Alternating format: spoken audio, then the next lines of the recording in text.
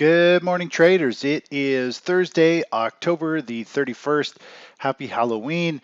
Take a look at the markets. Yesterday, they had a little bit of price action whipsaw, obviously, with the Fed lowering rates a quarter basis points. And this is the economic table. I'm going to post a link here. I will post a permanent link in the menu bar, most likely in the members area for you to view this. But more or less, this is based on surprise economic data, meaning if everyone has expected, if you go to the economic data charts, there's all kinds of websites that have them in real time. They post them. They have the forecasted price, and if the forecasted price happens to be what the economic data is, it's not really a surprise.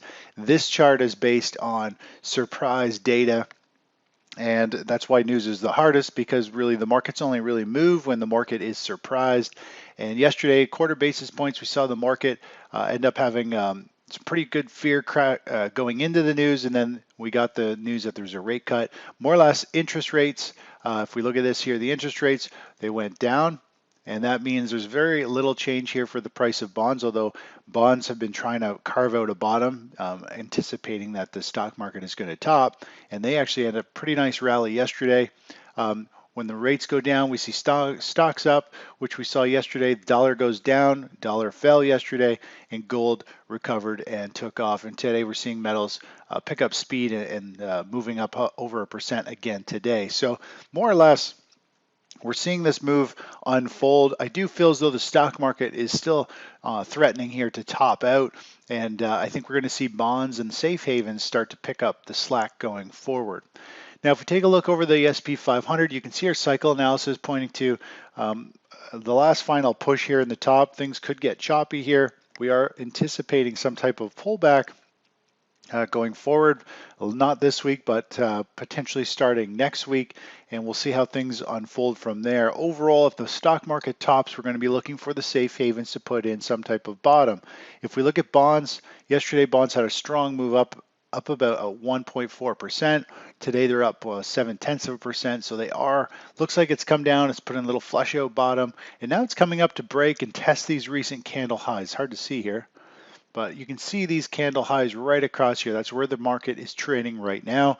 So more or less it's come down and now it's recovering and trying to break above this first resistance area, which looks like and feels like it's going to do. If we look over at precious metals, look at gold up 0.9%. It's still got this high and this high and this high.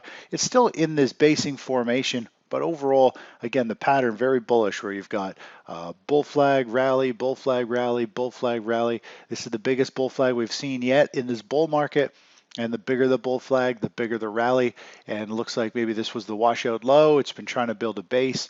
And now we're coming up testing these highs, these candle highs here, for gold to potentially start a rally going further. You can see here our cycles show we could still see it chop around a little bit, but overall we do have some larger term cycles starting to push to the upside, where we could start to see this pick up speed going forward next week or the week after. But overall, the momentum is kind of shifting from this downward to sideways, and now it's starting to shift and looking like this is the last few stages of the base before it pops in rallies, a lot like what natural gas did for us this week.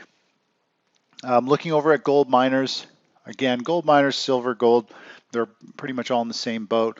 Overall, the momentum looks like it's starting to shift. Gold miners had that pop. They didn't break any resistance here. They pulled back. They're consolidating, much like gold. It could be in this final stage here before it pops and takes off. And we want to follow the momentum and the movement. Cycles are good to see. They give us a good forecast, but I generally do not trade off cycles. It's just confirmation and give us an idea whether maybe we want to wait a little bit, wait 3 or 4 more sessions for the cycle to bottom out. Maybe the market flounders here, and then we could potentially look to get long. But we'll see how things unfold. The market is reversing. I think metals or safe havens in general are about to pop. If we look at XLU, known as the utility sector, it is a safe haven play as well. Yesterday, it really recovered, nice pop higher. And obviously, money was flowing out of the safe havens as the stock market was testing the highs. No one was afraid of the stock market falling. Yesterday, we started to see money come back into life here, and we typically see bonds start to rotate and safe havens a little bit before the stock market does. So the fact that we're seeing life in the safe havens yesterday, and we're seeing stocks actually down today about a third of a percent, is a sign that I think we're pretty darn close to a market top for equities, and the safe havens are starting potentially a new rally here. Looking over at natural gas, it was up a percent a few minutes ago, still trading higher. It's flirting with this previous high, which if you look at this high and this line all the way across here, it is also another previous high from back here in May. So pretty significant resistance area. Last night I updated our afternoon saying, I think we're getting pretty close to the end of this move. Just visually seeing the size of this pop and how it went straight up in 3 bars. And this one here, roughly the same distance, and we're at this long-term resistance, is kind of telling me, hey, we should probably just pocket our 20+% and move on. This could end up breaking and running higher, but overall, the way that UGAS and moves with natural gas and the way natural gas can move, if we got a nice clean move, we probably might want to just take it. But I'm going to see how things unfold today. We might start ratcheting our stop up and tightening up under the day's low. That way, if it starts to reverse, we can still lock in a good percent on the second chunk. But I'm going to analyze the charts a little deeper, see what the price action is today. I'm hoping we're going to see it kind of have another push a little bit higher today, and we might lock in more gains and tighten our stop. But take it one day at a time. The markets change every day. That's why we reanalyze every day. And our strategy, our targets and stops have to adjust with the market. We can't be set in stone with targets we made way back over here.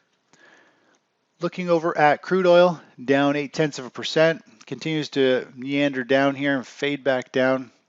I don't have a lot of insight in crude. The main thing here, sound like a broken record, is this 51 area. This is where the bottoms have been put in place.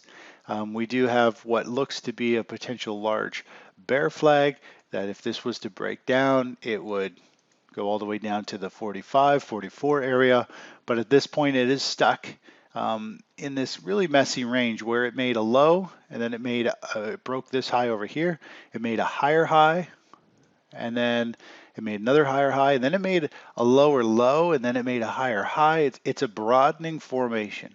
Broadening formations, very tough to trade, and they don't give you a lot of insight, and I'm not a fan of those. I'd rather see something trade sideways in a clear range, or more or less if it was to collapse, I'd like to see the pattern being squeezed into some type of pennant formation. Broadening means it's more unstable, it's unpredictable, and a lot harder to trade in terms of which way it's really going. Anyways, that's it for this morning. I'll talk to you in a little bit. Bye-bye.